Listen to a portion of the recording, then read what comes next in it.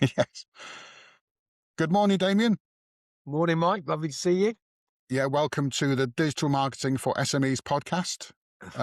If everyone out there, To be please here. subscribe and Thank you. like. It's an honour to be here. Appreciate that. And it's an honour to have you as a guest because you're not an easy man to pin down. So let's get into. Let's start off with basically who you are. Yeah. If they don't know you, you're the digital doctor. Although the lovely Donna, your partner, is also part of He is the business indeed. as Yeah. well. Yeah. Yeah.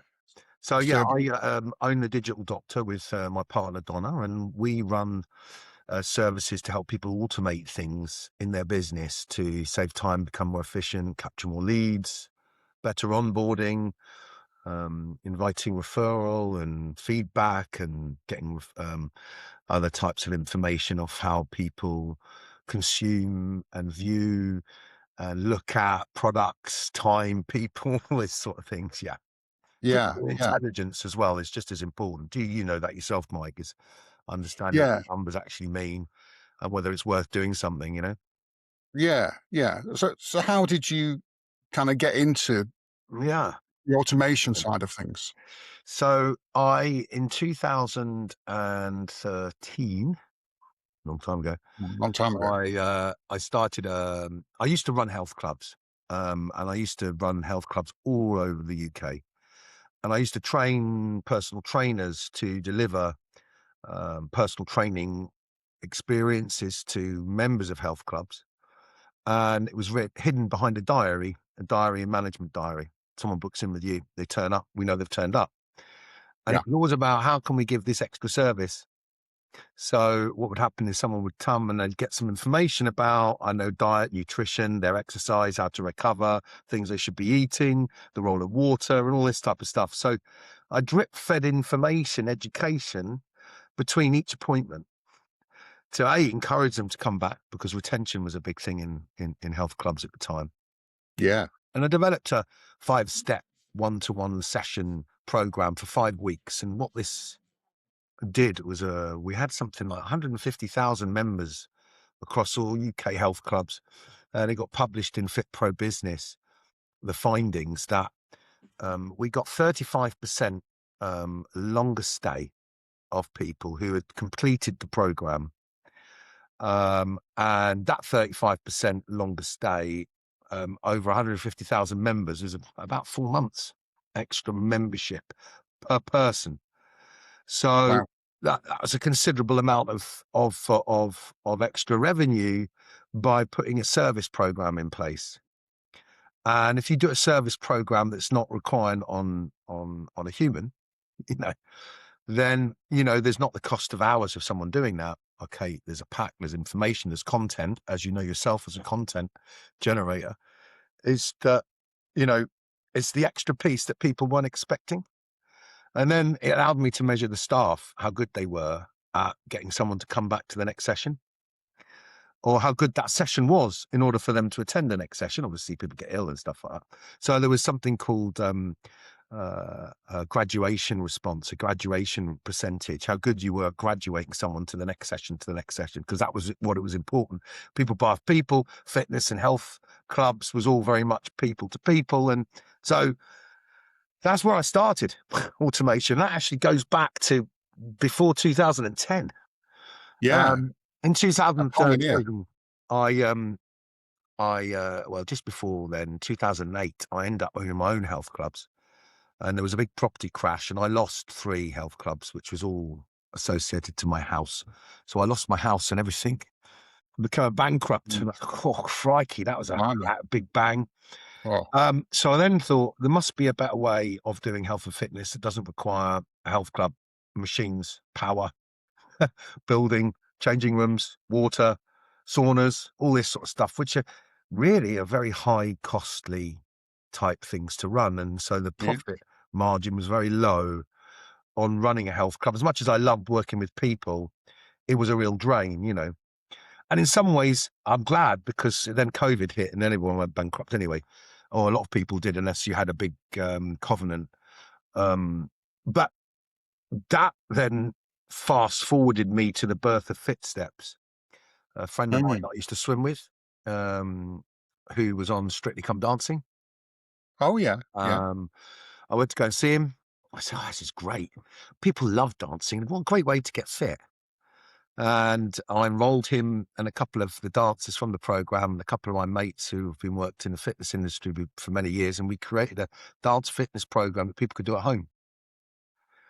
And this is where I got introduced to automation. So I knew we could do this, but this was people consuming workouts, dance workouts to their favorite songs on TV, or to people who wanted to go in the community, hire a church hall and deliver a class related to Strictly Come Dancing and the music and all the dances that go on with that.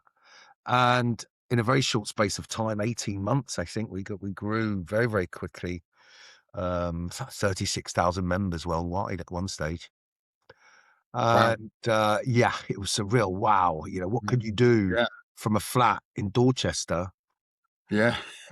And it grew very quickly. Universal Pictures then came in and wanted to take on the business, and they were really it was nice and refreshing, but they were arrogant twats too.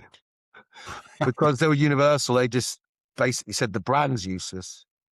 The videos we can do, we got better looking people to do the dancing.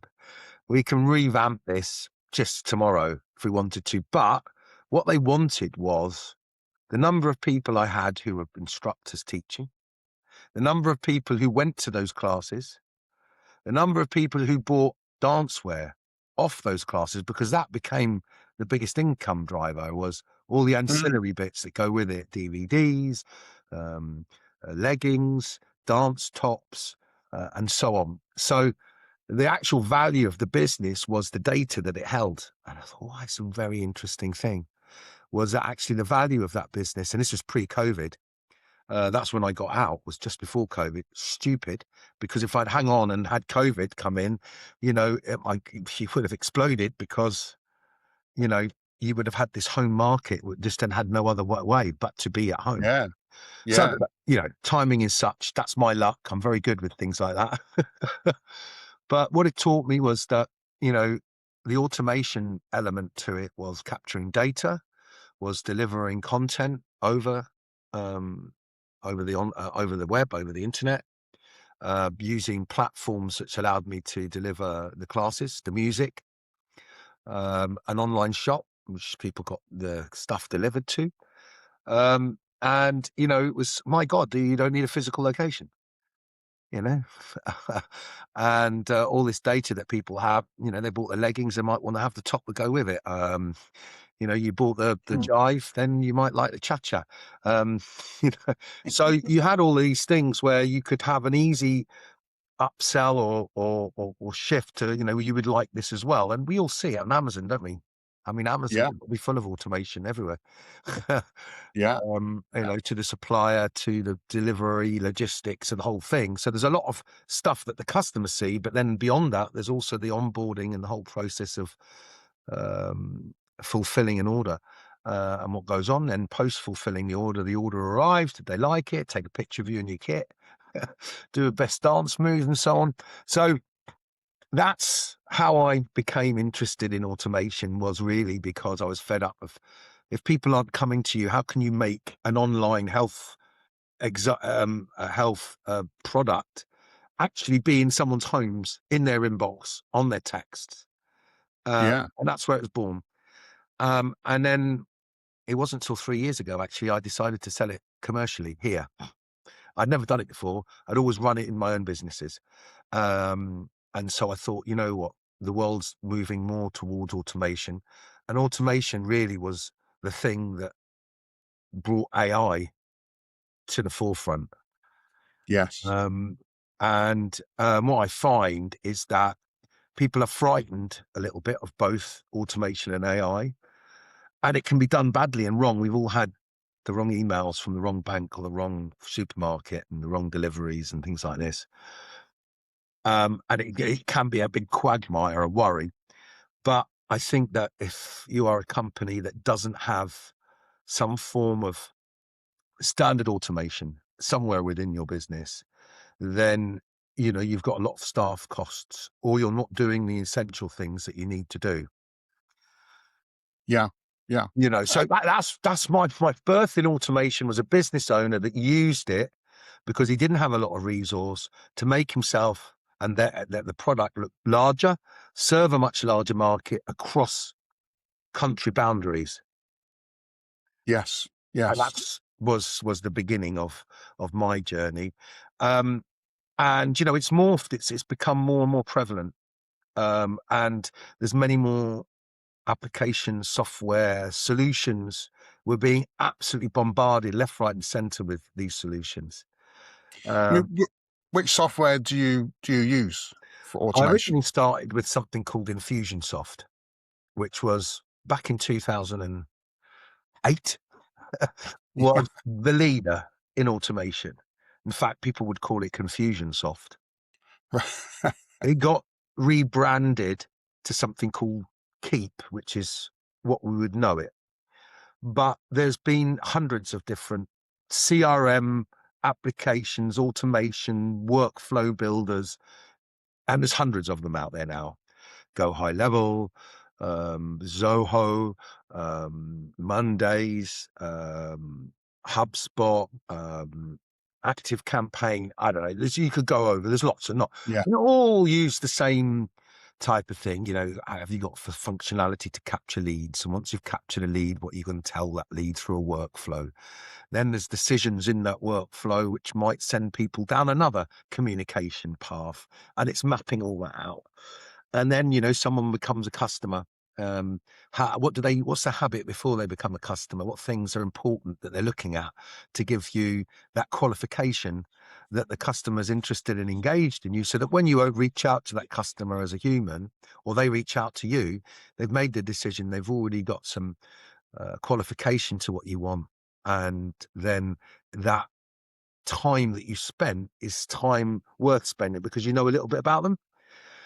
Yeah. Where what we did traditionally, and some people still do this, is, you know, they drive advertising, they drive awareness to people to come to their website, and it's got contact us, join our newsletter. How many times do you wake up in the morning wanting to join a newsletter? Come on, fine. Oh, I'm so excited today. I'm going to go and do a newsletter, you know, or they just have simply email and phone us, and people will phone or email. And then what happens is it gets lost after that. They don't initially buy. Then there's this group of people who had some interest, were shopping around, and because they didn't buy there and then, they just drop off. They become a data contact in some CRM or back-end website somewhere. And then there seems to be this thing, we can't talk to them because it's GDPR and they won't like it and they might tell us to go away. And it's crazy because Yeah.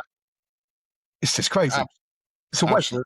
So you do say that that businesses should concentrate. Well, they shouldn't spend more on marketing, but they should spend more on automation. Or worse than well, that. you see, that's the question. You see, I get considered to be marketing. Everyone talks, oh, he's a lead generator. Well, that's what everyone understands, and that's only what they understand. But actually, they don't understand that, let's say, for example, someone visits a page, you have their contact record, you know they visited that page is specific about a product, and then you could send them a number of emails about the product, give them an offer and get them to buy online. So the whole sales process is in there. Also managing your diary appointments, that's automation. Yeah. Then there's someone who then joins and actually decides to sign up. You can make the onboarding process a real wow experience. So And then there's a referral and a testimonial that come from it. And then there's, you know, so rewards and stuff like that, and reward cards. All of this stuff, it doesn't just come in one area. You have the whole ecosystem is what you need to think about. A lot of people don't really develop a plan what they want in there. So a lot of the time we spend with individuals working and mapping out a logical plan of how they would like to deal with their customer, pre-customer, post-customer, and a new customer experience, yeah, and an upsell experience, and you want to try and do all of those things, and it could be anything you want. It's just a big white board, really. And you can then automate those things. Automation, people think, isn't personal, but it can be personal, because if you know something a little bit about them, you can then make those automation approaches personal, Yeah. and related to what they're looking at. What we often find is that people get sold in a shotgun manner. Oh, we got a list. Let's just shove everything to them, sell everything to that list. And you don't know whether that list is segmented. Is there a different approach to a female to a male? Is there a different set of products which solve different problems? Which people in that database have a specific problem that it solves? And then you can pick out the groups of people that are most important, more likely going to react to your approach because it's done to a group of people that had an initial interest or quote or something around what you do, or had in some inquiry. And then it's keeping that list warm, which means that you must send them regular communications, because today's modern world shows us that we don't have this understanding behind whether you should talk to someone or not. And if you don't talk to someone or not, your email inbox providers will say they haven't spoken to you in 8 months. It's rubbish. It's now it's now dead data. So there's this balance between giving the right information at the right tone, not too much and not too little, to keep them warm and know that you're there. So then there's this whole science around the content of the product that you've got, and whether it's right to write to them or communicate with them. And there's so many different ways to communicate to people now, whether it's WhatsApp or SMS or email or podcasts or, all these types of things. They're really important. Sorry, my phone going there. No, that's fine. That's fine. Yeah. So there's a lot of parts to it, moving parts.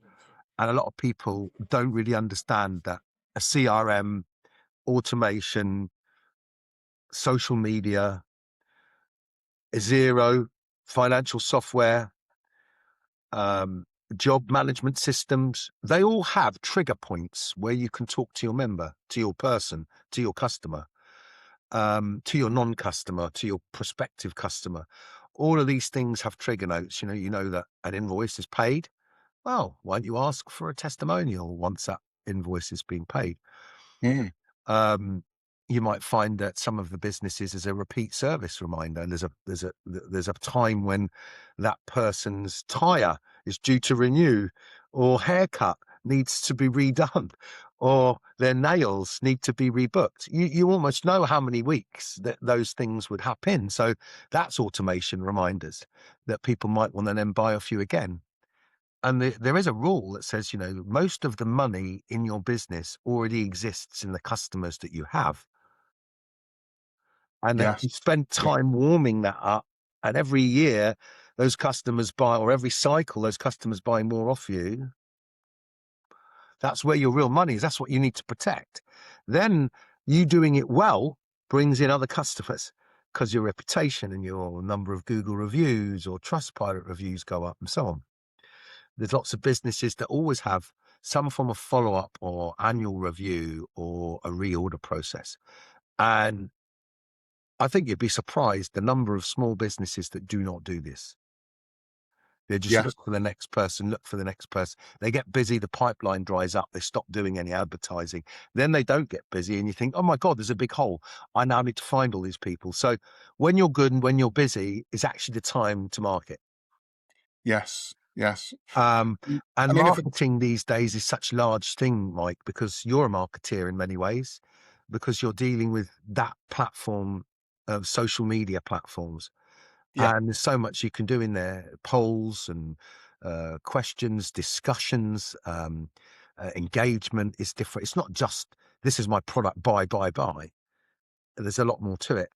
So if you look at every single area that somebody has, it's about tying all those in. And I'm not a specialist in any one thing. I'm just very good at being able to map out a customer journey.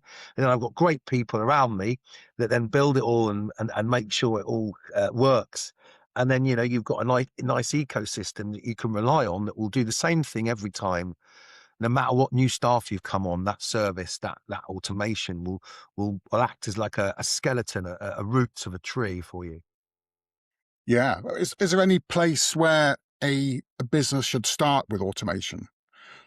Is there like Well, a I mean, standard? a good one just to touch on. Use it. Let's say someone does a Facebook advert. Okay, so it's got to be specific. It's got to be targeted.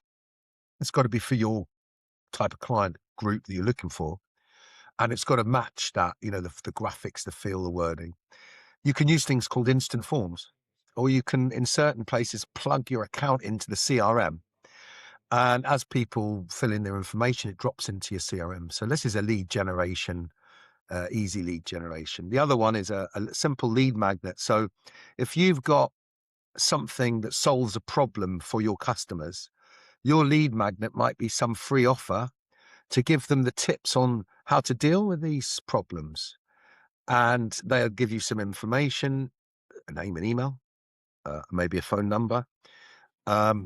And most of the time, these forms have got pre-populated information, so they know who you are. They're already formatted. So most of the time, it's one click. You get some information from people. You say, yeah, thanks very much for your information. Are you still happy for me to send you this really cool thing about how it solves the problem that you've got? Mm, Yeah, I am. There's your double opt-in. So they've agreed to receive your information. And then have they opened it? We're going to know that. And yeah. once they've opened it, wait a bit of time and maybe ask them which piece of that is the most problematic to you. And then you can keep the conversation alive. This is us, know us, like us, and then trust what we do by what other people say, because we've solved the similar problem for them. That is probably the first steps to understanding automation. But let's say a phone call comes into your business and you're too busy and it's an answer phone. Could that answer phone not lead into a thank you very much, we got your phone, and a message to the owner or the call center team? Here is someone with a phone, so you don't miss a phone call back. There's automation, very simply. Mm, And, when someone pays an invoice on your financial system, say thank you. yeah. And do a little link to your Google review, whichever review platform is most important to you.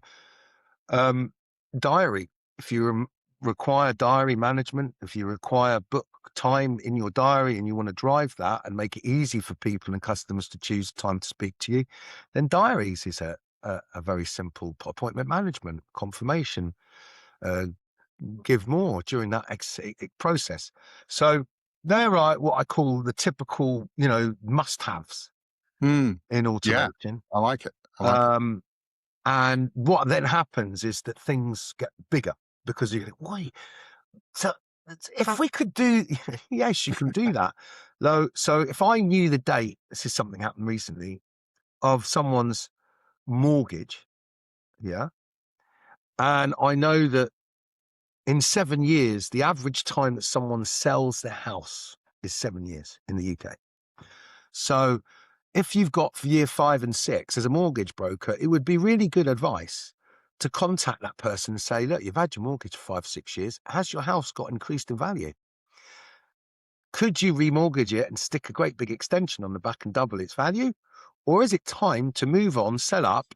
Or have you thought about putting it into a business, buying another one, and running a little property business off the back of it? Now, Mm, that's just from the date that someone's had a mortgage. And so it changes the emphasis of your conversation. yeah. Not a generic question, but And there's hundreds of examples of this. yeah, You know, uh, that's a great one.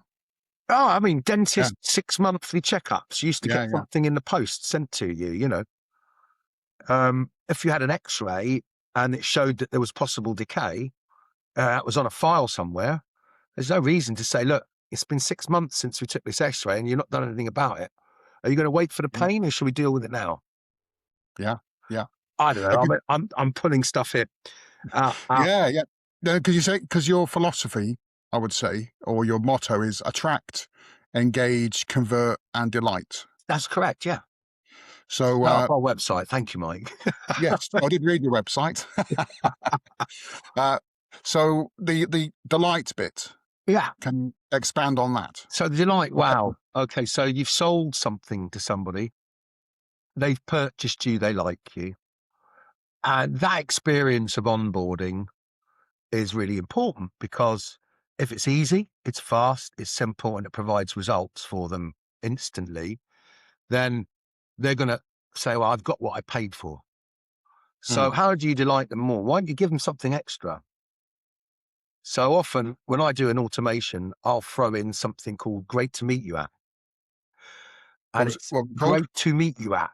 And it's a simple funnel where on your phone, you're able to take a picture of someone's business card, put in a font, great to meet you at. So it was you, Mike. I took a picture of your business card, and then I put in a little box, BCP in Bournemouth. It would then send an email saying, hi, Mike, it was great to meet you at BCP in Bournemouth. And then it would just say, I'd love to find a time to have a one-to-one with you to discuss a little bit more about your business and share what I do about mine. Here is a link to my diary. Thank you.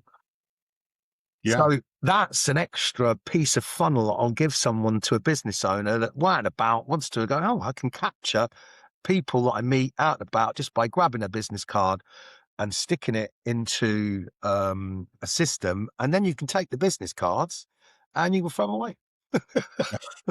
Recycle them. And then you got to let, when I met them, who they were and so on. So I would throw that as an extra funnel for free into it. So I'm going to give more than they bought, which doesn't really cost me a great deal. It's easy to do, but it means a lot to the person. So we've probably got lots of little bits and pieces. A bin company who do massive amount of cleaning in London, and they'll offer a bin clean on a quote estimate to a school, for example. Turn up, clean their bins, and give them a quote. Those are like things what they call that extra piece to delight them. So the other thing is, it's just offering more value with that initial sale, which might be a leader to another product, another option to sell. And they know, okay, there's more to these guys than meets the eye. You know, and if I'm an online shop and I go and buy an order, what a great way to delight would be to send them an email and thanks for your order. Here's 10% off your next one. Yeah. And that happens a lot. So we know so that. many missed opportunities, isn't there? That can be, that can cost businesses so much money. Sending somebody a handwritten card, thanks for your order, is also nice, because no one sends shit to anyone anymore. Yeah, that's right. That's right. And it can be easy, thanks very much, good luck, a little card that goes out in the post after the purchase, or, you might want to send them a bottle of wine, a little case. There's loads of people that do that sort of thing. Yeah. You might simply have a fulfillment that goes to a supplier that says, send this person a bottle of wine on my behalf. Thank you. So do you have currently a kind of tech stack that you use? I do, yeah, I do. And the tech stack I use Go High Level. Go High Level now. Agency, yeah. I still look after Keap. Yes, Keap's great. It's an automation builder. It's a great CRM. It takes your money. It helps you get paid. You can do landing pages. You can do things like that on it. And it's all really good. The reason I've moved to Go High Level is because it's got a lot more functionality available to it in the box. I can plug in WhatsApp. I can plug in Facebook and LinkedIn. It's got a number of other tools which don't require Zapier fees or other WP Fusion or whatever. You'll find that when you do automation, it's not just the cost of one thing, it's the build-up cost of several applications. People might have a financial system, they might have a work management system, job management system, they might have a CRM that they already exists, they might have a diary management system, the diary booking system, we know plenty of them that exist. Suddenly there's 5 subscriptions they're paying for, possibly. And everyone looks for a free subscription, but free subscriptions, all they do is grab a couple of names and numbers, and then you have to pay for something. then they're like too big and too difficult to set up in the way that you want, too confusing. They're often, you buy this functionality and you've got over functional systems that have crossover, but you're only using them for one thing. And the costs can quite easily mount. One of my clients, which is Aegis Trust, Crimes Against Humanity, the Rwandan genocide. Oh yeah, yeah, Yeah, and they lobby for the pathways to violence, the pathways to peace, and they have peace programs and awareness programs throughout the world. They're a small organization that do big things, but have a very small logistical budget. And we looked at all of their applications, you know, their Microsoft Office. We looked at their HR system. We looked at the CRM they used. We looked at the integration tools, WP Give Donations and WP Fusion. And anyway, the long and the short of it, this organization worldwide was spending in the region of $4,000 a month just on the application software to run their business. But actually, when you dive into it and say, who can I renegotiate with? Surely there's discounts for non-for-profit organizations, blah, blah, blah, so on and so forth. What functionality can I use across all of the other sites instead of having a different content management system here and there? Anyway, we managed to save them $2,000 a month, half of that fee, by that's brilliant. changing the tech Yeah. stack, renegotiating contracts, being on the correct pricing structure for all of these things. And that's one of the things that we kick off with is, you know, what are you using, how much you're paying for it. And you suddenly find there are instant savings in there that if you were using it in the right way, you probably don't need all the other application software, which becomes like legacy. I needed it before. And Is then that part of the obviously when you've DNA? got more than one application, 2 or 3 applications, you've got multiple points of failure. Yes. You know, and Zapier doesn't work when suddenly the server is upgraded or something like that and it needs to be reconnected, but it doesn't bloody tell you, does it? No. Until someone says, I can't access what I'm wanting. So those are the things. So having something that's compatible, that's in one box, that provides you with a number of different services, which I can then resell onto my clients, branded as my own digital doctor brand, Yeah. is great. So, you know, they all get an app with their results and their numbers in them. You can see Google Analytics, your Facebook post results, your advertising results, the number of people captured, your closing rate. You can take money. You can take money on card out and about using a card reader, you know, just off your phone. And technology is moving. You have to move with it. Yeah. I've been stuck for too many years with a technology that was extremely good value. I mean, I run my business off it for many years successfully. But they're being overtaken by others. Yes. And, you know, Yes. I'll get left behind. So we're always looking for new ways to do things. And, you know, there's an AI builder in it and stuff like I couldn't believe I built 4 websites in a day. Wow. With Go High Level With or Go with High Level, and then, you know, we plugged them in and everything. You know, you so, can do some amazing things, some amazing adverts and experiences that flow people through a number of different pages. do you have a particular favorite AI tool, AI Um, platform? well, I mean, ChatGPT is great for certain content. Claude's great for coding and other bits and pieces. Getting you out of a problem where you think, oh, I know there's another way of doing this. So, you know, those are great. I use AI a lot for researching the companies I'm about to embark on.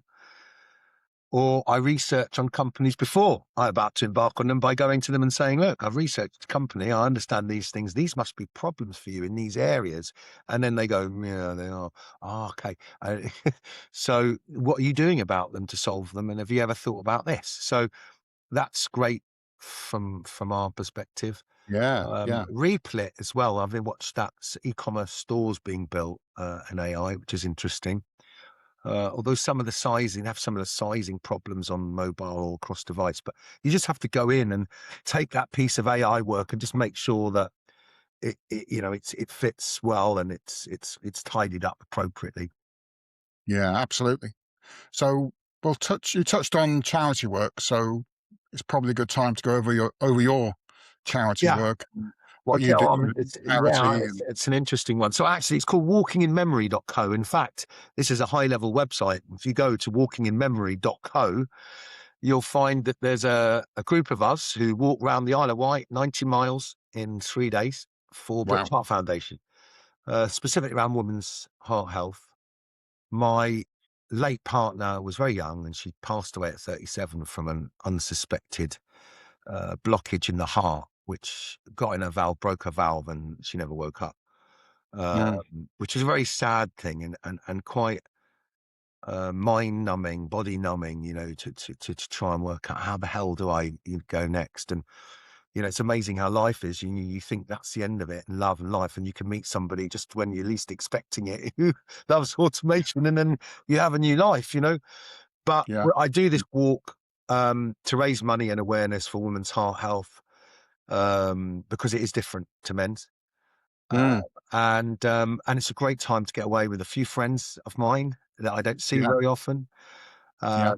To go through that challenge, that effort, is really rewarding. And the island's beautiful. There's a whole gallery on that site of all our previous walks with some most spectacular views.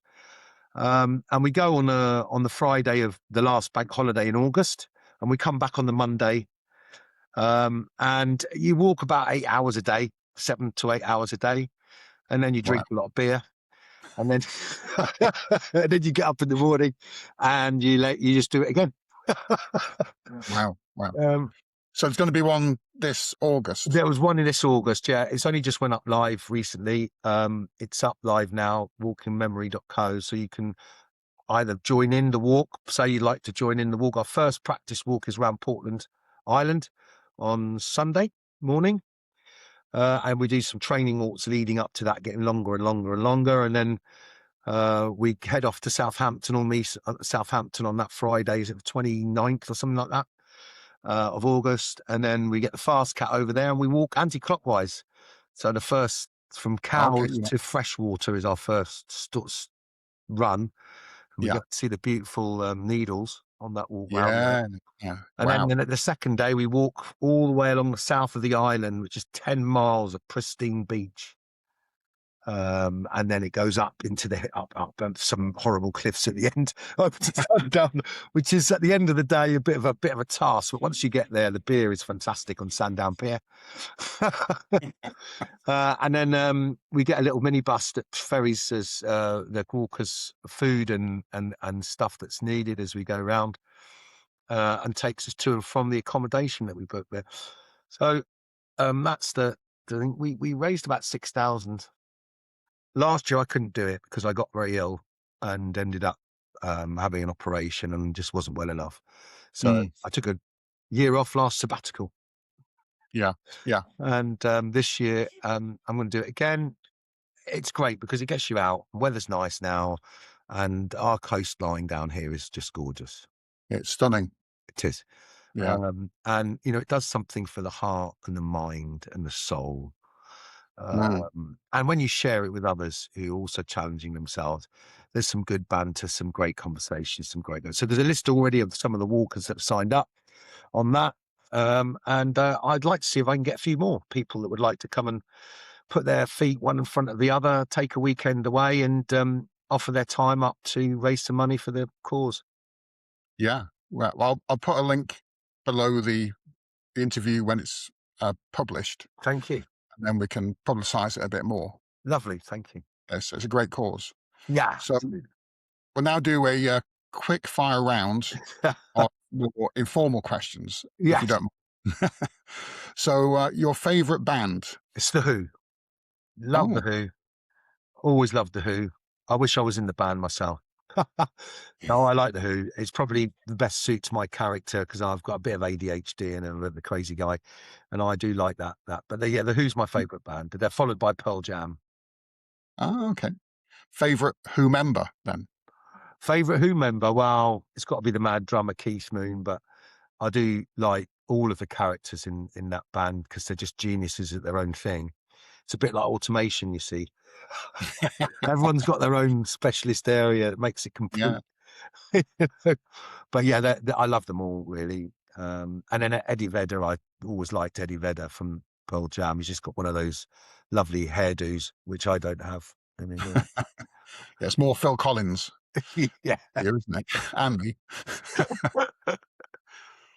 Favorite song?